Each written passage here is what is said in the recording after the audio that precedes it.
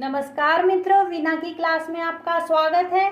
आज हम पढ़ेंगे इम्पॉर्टेंट कुछ क्वेश्चन जो कि नेट एग्ज़ाम, एमपीपीएससी, यूपीपीएससी और महिला बाल विकास के एग्ज़ाम में कुछ क्वेश्चन पूछे जाते हैं। और यह क्वेश्चन का पेपर मैं जो आपको बताने जा रही हूँ, यह 12th का पेपर है जिसमें मासिक मूल्यांकन दिया है। और यह जो क्वेश्चन है यह ऑलमोस्ट सभी कॉम्पिटिटिव एग्जाम में सोशलॉजी के क्वेश्चंस पूछे जाते हैं। तो देखते हैं प्रश्न पहला, सही विकल्प चुनकर लिखिए। समाजशास्त्र के जनक का क्या नाम है? ऑप्शन 4 दिए गए हैं। अगस्त काम्टे, बी ऑप्शन है दुर्खिम, सी ऑप्शन है स्पेंसर और डी ऑप्शन है घुरिये। तो इसका राइट आंसर क्या हो जाएगा? Option number A, Auguste Comte. फिर देखते हैं अस्पृश्यता निवारण अधिनियम कब पारित किया गया? 4 ऑप्शन दिए गए हैं। ऑप्शन ए है सन 1950 में, बी ऑप्शन है सन 1951 में, सी ऑप्शन है सन 1955 में और डी ऑप्शन है सन 1960 में। तो आपको पता होगा अस्पृश्यता निवारण अधिनियम कब पारित किया गया था? सन 1955 में। तो इसका आंसर नंबर सी करेक्ट हो जाएगा, सन 1955। फिर देखते हैं सेकंड प्रश्न है, रिक्त स्थानों की पूर्ति कीजिए। नंबर 1 पे है समाज खाली स्थान होता है। तो आप सभी को पता है समाज कैसा होता है? समाज अमूर्त होता है। तो इसका आंसर आ जाएगा अमूर्त। सेकंड है आदर्श जनसंख्या सिद्धांत को खाली स्थान भी कहते हैं। तो यह आदर्श जनसंख्या का सिद्धांत किसका दिया गया है? माल्थस का सिद्धांत। तो माल्थस के सिद्धांत का दूसरा नाम है आदर्श जनसंख्या का सिद्धांत। तो यहाँ पे आ जाएगा माल्थस का सिद्धांत। फिर देखेंगे 3 नंबर पे, भारत में जाति तथा वर्ग पुस्तक के लेखक का क्या नाम है? भारत में जाति तथा वर्ग पुस्तक के लेखक का क्या नाम है? तो इसका करेक्ट आंसर आ जाएगा जीएस घुरिये। जीएस घुरिये की है भारत में जाति तथा वर्ग, caste and class in India. इसका इंग्लिश में नाम हो जाएगा caste and class in India. फिर देखेंगे प्रश्न तीसरा है, निम्नलिखित प्रश्नों के उत्तर दीजिए।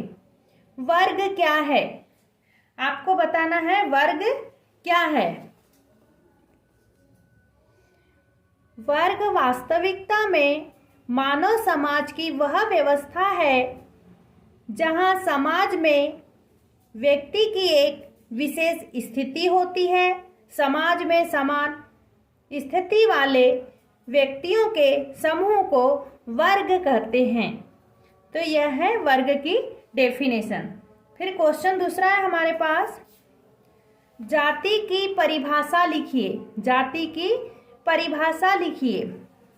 तो जाति की परिभाषा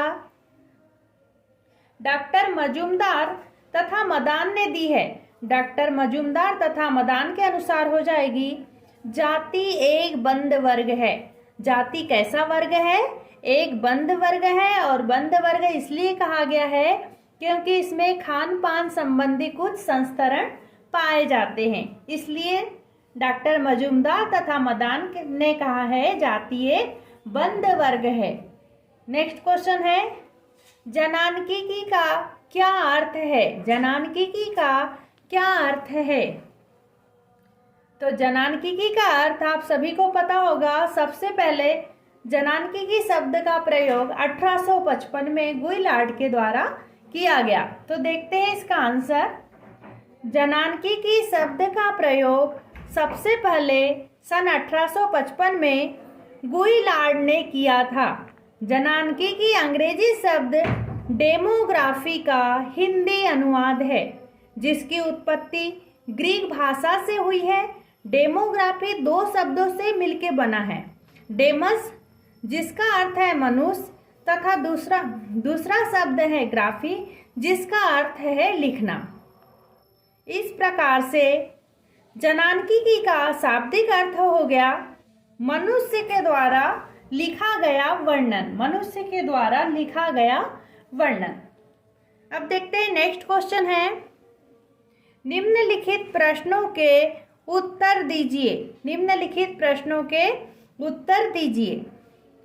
नंबर 1 है, भारत के राष्ट्रीय एकीकरण की मुख्य समस्या क्या है?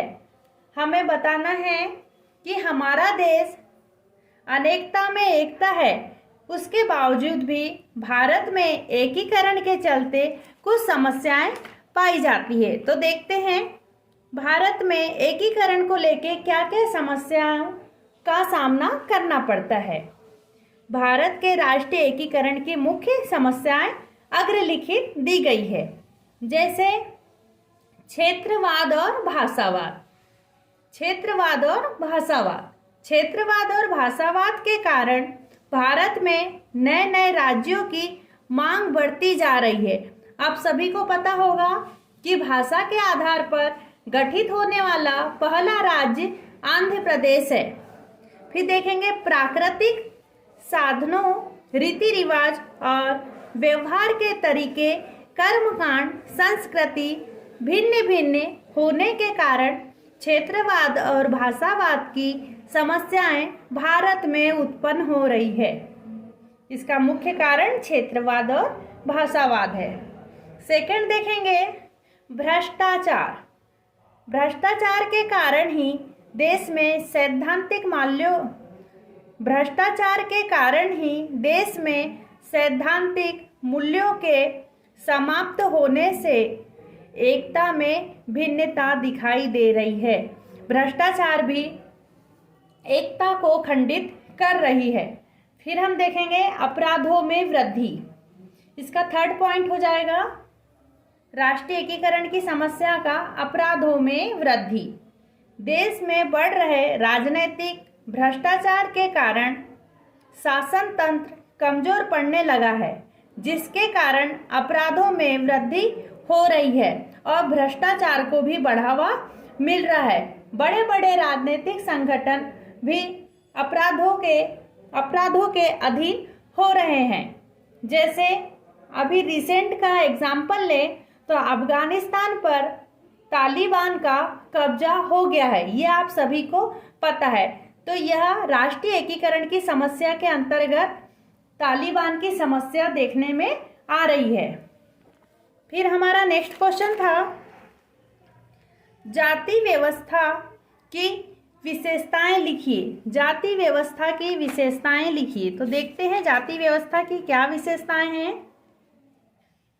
भारतीय जाति प्रथा की विशेषताएं, समाज का खंडात्मक विभाजन। समाज का खंडात्मक विभाजन,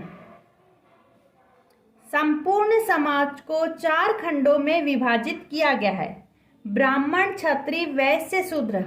ये जो विशेषता है यह जाति व्यवस्था की विशेषता है। लेकिन अभी जो वर्तमान में जागरूकता और एजुकेशन के कारण यह जो 4 वर्ण में जो भेदभाव पहले देखा जाता था, अभी इस प्रकार की कोई बात नहीं है। फिर देखेंगे दूसरा है संस्तरण।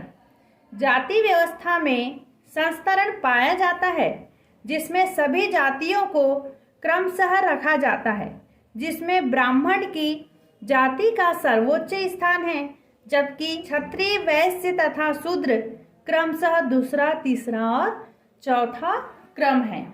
यह जाति व्यवस्था में, भारतीय जाति व्यवस्था में यह संस्तरण पाया जाता है।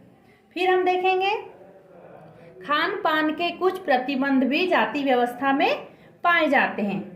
प्रत्येक व्यक्ति केवल अपनी जाति के व्यक्तियों द्वारा बनाए गए भोजन को ही ग्रहण करता है।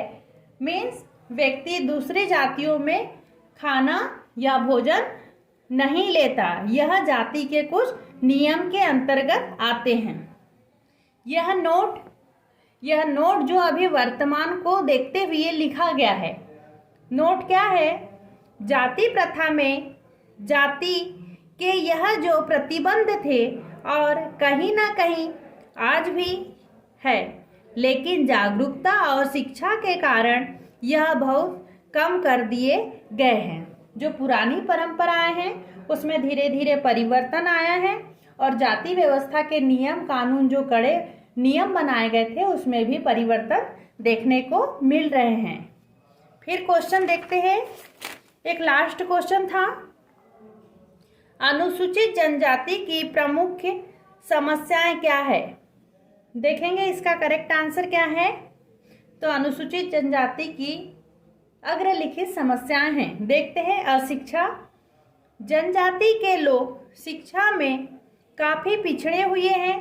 काम के चलते यह अपना आवास बार बार परिवर्तित कर लेते हैं एवं यह अपने बच्चों को स्कूल भेजने की बजाय खेतों में काम करवाना अधिक पसंद करते हैं। यह अनुसूचित जनजाति की समस्या है कि वह बेरोजगारी के चलते वह बच्चों को स्कूल नहीं भेजते और गरीबी के चलते वह खेतों में या अन्य जगह काम करने अपने बच्चों को भेज देते हैं।